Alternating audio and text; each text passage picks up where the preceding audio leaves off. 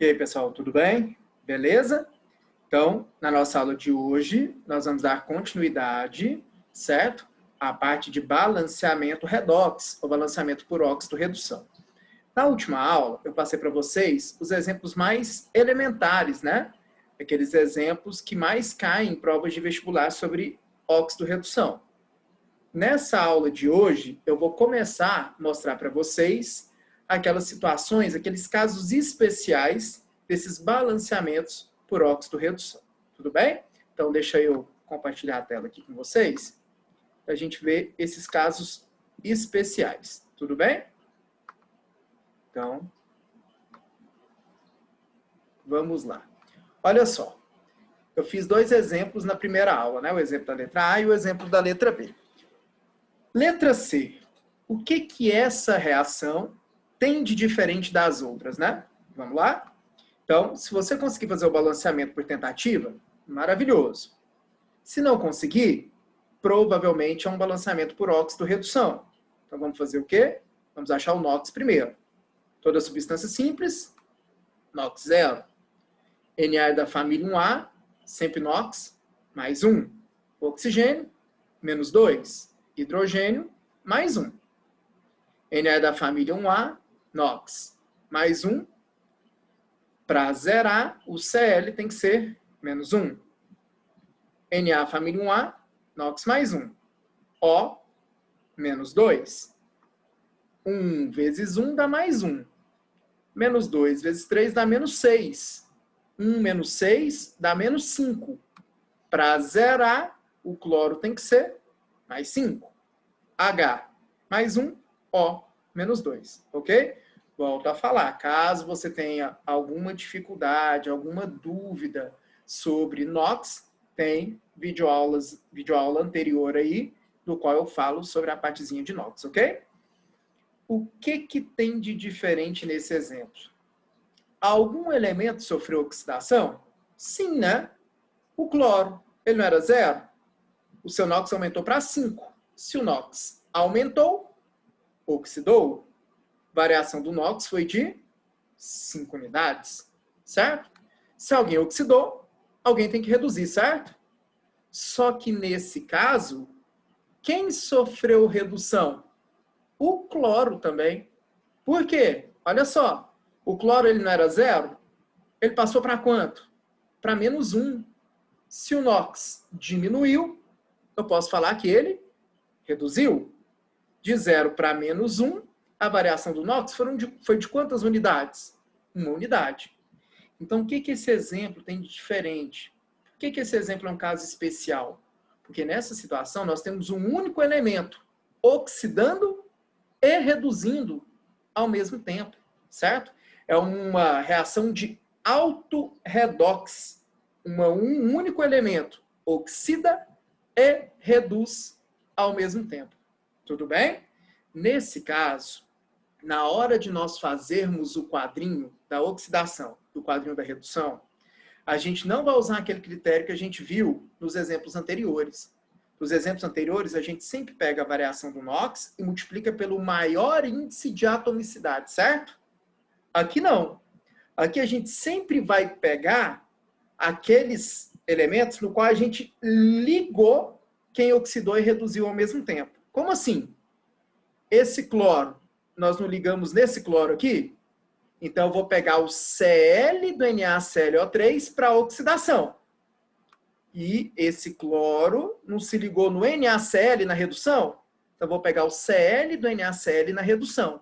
Então, de novo, nessa situação, eu não posso pegar quem tem o maior índice de atomicidade, certo? Eu não tenho que focar nisso. Por quê? Porque eu preciso de 2 valores lá embaixo, certo? Imagina, se eu fosse pegar o maior índice de atomicidade, eu ia pegar o Cl2 e o Cl2 de novo. Só que aí, como é que eu ia colocar 2 valores diferentes numa mesma situação? Não tem como.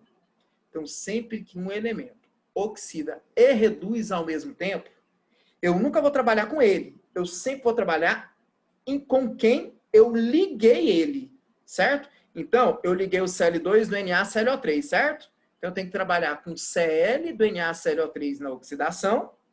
E o Cl2 eu também não liguei no NaCl, então Então, tem que trabalhar com Cl do NaCl na redução. É sempre assim que você vai trabalhar, que você vai fazer esse tipo de situação. Tudo bem? Então, tá lá, ó. Vou trabalhar na oxidação com quem? Com o Cl do NaClO3, certo? Então, variação do NOx, 5, vezes o seu índice de atomicidade, que é 1. Dá 5, certo? E na redução, em quem que o Cl2 ligou? Não foi no NaCl? Então, tem que trabalhar com Cl do NaCl, certo? Variação do NOx, 1, vezes o seu índice de atomicidade, que também é 1. Ok? Essa é a diferença na resolução desse tipo de exercício. Tá claro? A partir de agora, a mesma coisa. A gente sempre faz o quê? Inverte os valores, certo? E aí a gente vai colocar, então, o 1 na frente do NaClO3 e o 5 na frente do NaCl, certo? Então, tá lá, ó. 1 na frente do NaClO3, 5 na frente do NaCl, certo? Agora é só a gente fazer o quê? O balanceamento, certo? Então, vamos lá. Ó, 5 Cls mais 1 Cl não dão 6 Cls, por isso que aqui eu multipliquei por 3. 3 vezes 2, 6 Cls, né? 5 NAs mais 1 Na não dão 6 NAs? Aqui só tem 1, certo? Então eu vou multiplicar por 6. H penúltimo, O por último. 6 Hs, não é? Aqui não tem 2? Então na água eu vou multiplicar por 3. Ok? E para eu ter certeza, eu confiro os oxigênios. 6 vezes 1O, 6 Os. 1 vezes O3, 3 Os.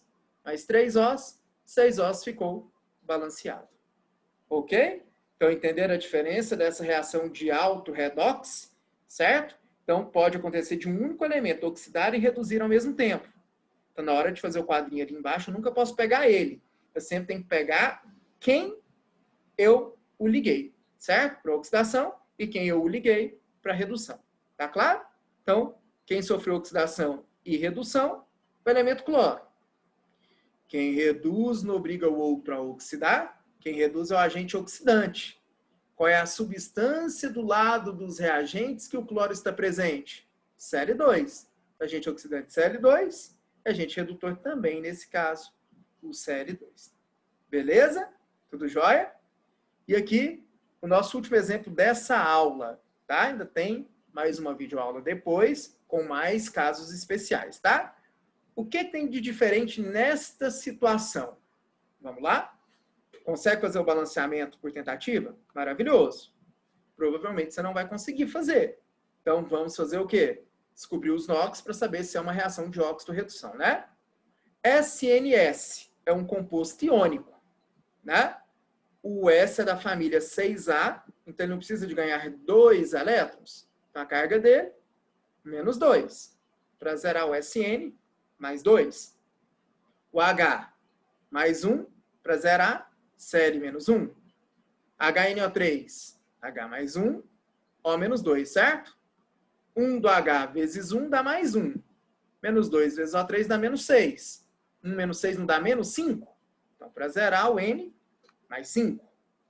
SnCl4, compostos binários, no qual o halogênio é o mais eletronegativo, NOx menos 1.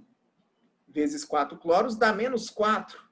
Para zerar, então, o Sn tem que ser mais 4. Toda substância simples, o NOx vale 0. NO, o O vai ser menos 2, o N mais 2. Na água, H mais 1, O menos 2. Ok? É uma reação de óxido-redução? Sim ou não? Então, a gente precisa de fazer, né, a observação se teve ou não variação do NOx. É uma reação de óxido-redução, né? Olha o SN. Era 2, passou para 4. Se o NOx aumentou, oxidou, de 2 para 4, a variação do NOx foram de quantas unidades? 2 unidades, certo? O que esse exemplo tem de diferente de todos os outros que nós fizemos? Por que esse é um caso especial? Olha o S. Ele não era menos 2, não passou para 0? De menos 2 para 0, o que aconteceu com o NOx? O NOx aumentou. Se o NOx aumentou, ele oxidou. De menos 2 para 0, a variação do NOx foram de quantas unidades? 2 unidades, certo? Então, esse exemplo ele é diferente porque nós tivemos duas oxidações. Então, gente, pode acontecer de terem exercícios que trabalham com duas oxidações ou duas reduções. A forma da gente proceder vai ser sempre a mesma que eu vou fazer aqui, tudo bem? Se teve oxidação, tem que ter redução. Quem sofreu redução? O N, né? Ele era 5, não diminuiu para 2? De 5 para 2, se o NOx diminuiu, reduziu, certo? Então, variação do NOx de 5 para 2 foram de 3 unidades. Como é que nós vamos trabalhar essa situação no qual envolve duas oxidações ou duas reduções? Você sempre vai fazer do mesmo jeito, certo? No exemplo anterior, no qual um elemento oxidava e reduzia ao mesmo tempo, eu falei que você nunca pode pegar ele para fazer o quadrinho. Você sempre tem que pegar quem você ligou, certo? Quando nós tivermos duas oxidações ou duas reduções, elas vão acontecer no mesmo composto. Então, é sempre ele que você vai pegar lá para o quadrinho, independente do índice de atomicidade. Então, por exemplo, vamos supor que esse S aqui fosse 8, fosse S8. Ele teria maior índice de atomicidade, certo? Mesmo assim, você não pegaria ele. Você sempre vai pegar a substância que oxidou ou reduziu duas vezes para trabalhar com o quadrinho lá embaixo. Então, eu vou pegar o SN do SNS e o S do SNS, independente do índice de atomicidade. Tudo bem? Tá claro? Eu quero que você entenda que isso é um caso especial, tá? Então, tá lá. O SN, índice de atomicidade 1, variação do NOx não é 2? Então, 1 vezes 2 é 2. O S, qual S? Do SNS, obrigatoriamente, certo? Então, o índice de atomicidade 1, variação do NOx 2, dá 2, certo? O que você vai fazer? Você vai somar esses valores do final. Então, 2 mais 2 dá um total de 4, certo? Então, você sempre vai pegar as duas oxidações ou as duas reduções, fazer os cálculos e somar os valores no final. Isso é muito importante. E a redução? O índice, né? Aí tem que pegar o maior índice, né? Um N e um N. Faz diferença? Nenhuma, né? Então, variação do NOx, que é 3, vezes o maior índice de atomicidade, que é 1. 3 vezes 1 dá 3. Galera, nós não temos dois valores agora. O que a gente tem que fazer? Inverter, não é? Então, o 3 vai para frente de quem? Do SNS. Por isso que é importante você pegar a substância que oxidou, que reduziu duas vezes, tá vendo? E o 4 vai para frente de qualquer um dos N's, certo? Então, na frente do SNS, especificamente, eu vou colocar o 3.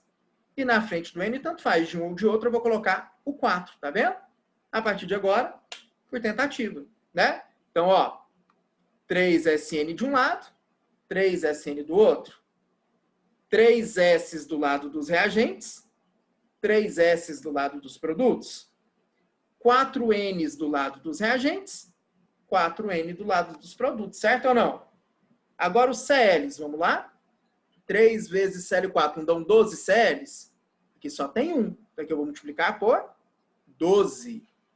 Agora só falta H e O. H penúltimo, O por último, né? 12 Hs mais 4 Hs não dão 16 Hs? Aqui só tem 2 na água. Então, eu vou multiplicar a água por 8. 8 vezes H2, 16. Para a gente saber se está certo, vamos tirar a prova real. Como é que a gente tira a prova real? Observando os oxigênios, né? 4 vezes O3 não dão 12? 4 vezes Os, 4 Os, mais 8 Os, 12 oxigênios, ficou balanceado. Ok? Então é isso. Então pode acontecer situações como essa. Um único elemento, uma única substância oxidando duas vezes ou reduzindo duas vezes. Então sempre é dessa maneira que você vai trabalhar, tá? Elemento que sofreu oxidação, SN e o S. Elemento que sofreu redução, elemento nitrogênio. Quem oxida não obriga o outro a reduzir? Quem oxida é o agente redutor. É a substância em que o SN e o S estão presentes do lado dos reagentes. SNS. Quem reduz não obriga o outro a oxidar é o agente oxidante. Qual é a substância que o N está presente do lado dos reagentes? HNO3 é o agente oxidante. Beleza? Então, esses são dois casos especiais que eu estou te mostrando. O primeiro, no qual um elemento sozinho oxida e reduz ao mesmo tempo, que é uma reação de auto-redox. E nesse caso, em que nós temos duas oxidações. Né? Caso tenha duas reduções, você vai fazer do mesmo jeito também. Tá bom? Então é isso, pessoal. Espero que você tenha entendido, certo? E depois tem mais uma videoaula, no qual eu vou te mostrar mais exemplos, mais casos especiais de balanceamento por óxido-redução. Tá certo? Então é isso. Valeu, gente. Obrigado. Até a próxima. Tchau.